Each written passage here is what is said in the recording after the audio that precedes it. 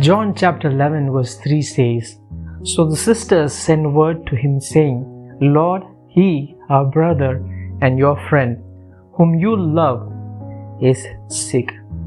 Whom you love is sick. Now, the reason why I'm stressing on this is because we all need to get hold of this truth. The sisters didn't say that our brother and your friend who loves you is sick, but whom you love is sick. And this is what we need to dwell in, that it's not about our love, it's not what we can do, or it's not about what we have done for God, but it's about His love towards our life. It's not our love that makes God to bless us or prosper us, but it's His love that He chose to even give away His life for us. It is because of His love that our sorrows has been turned into joy, our curses have been turned into blessing, our mourning has been turned into our dancing. It's not about our love, but about how much He loves us. We need to understand that God loved us even before the foundations of the earth. We need to understand that God loved us even before we even thought of praying that little prayer. God even loved us even before we could do anything, or even before we even thought of doing anything for God. He loved us. God knew us even before the foundations of the world.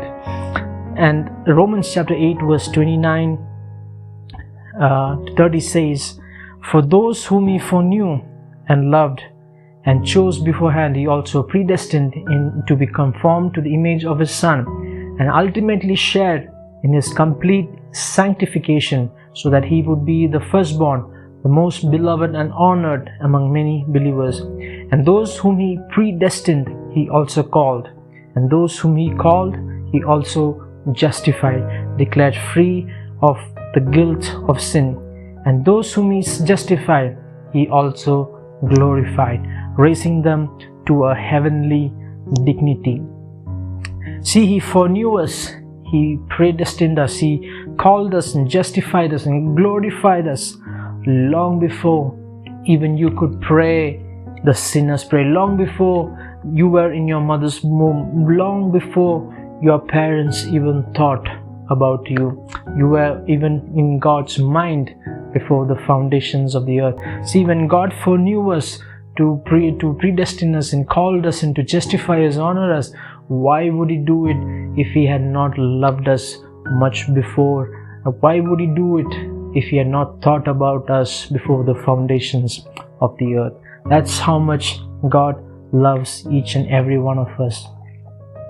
Now, for many years, I lived a Christian life in a robotic way, in a very controlled way, because I used to obey God out of fear rather than obeying God out of love. Earlier, it was fear that controlled me. It was fear that controlled my life, where I used to obey God because I feared God would do certain things if I don't do certain things, or if I don't obey certain things. But once I understood that perfect love casteth away all fear, and when I understood fear does not come from God, but from God what comes is only love, my life started to change. And then I understood that He loves me, and out of my love back to Him, my obedience should overflow.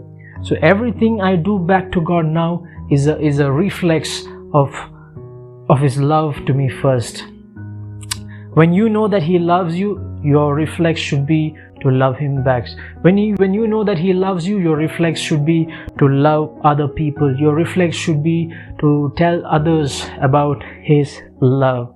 You cannot create love, my friend. You cannot manufacture love. You cannot manipulate love. But love comes as a reflex, because out of the abundance of God's love towards you, love comes out of abundance of God's of God's heart, and that is what overflows, and it comes as a reflex to you. The problem is, many people see God as a mean God.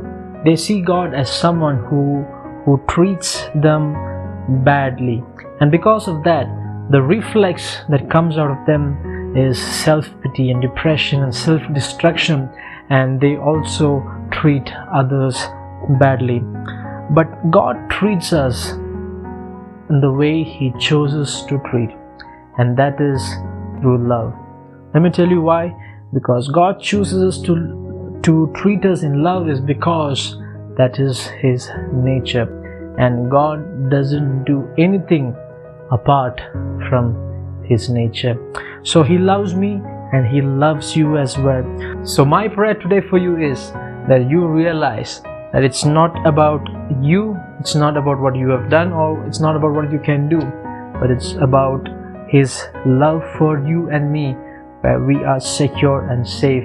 And let me promise you, in this love, you and I will experience Isaiah chapter 54 verse 17, where it says, "No weapon formed against you will prosper."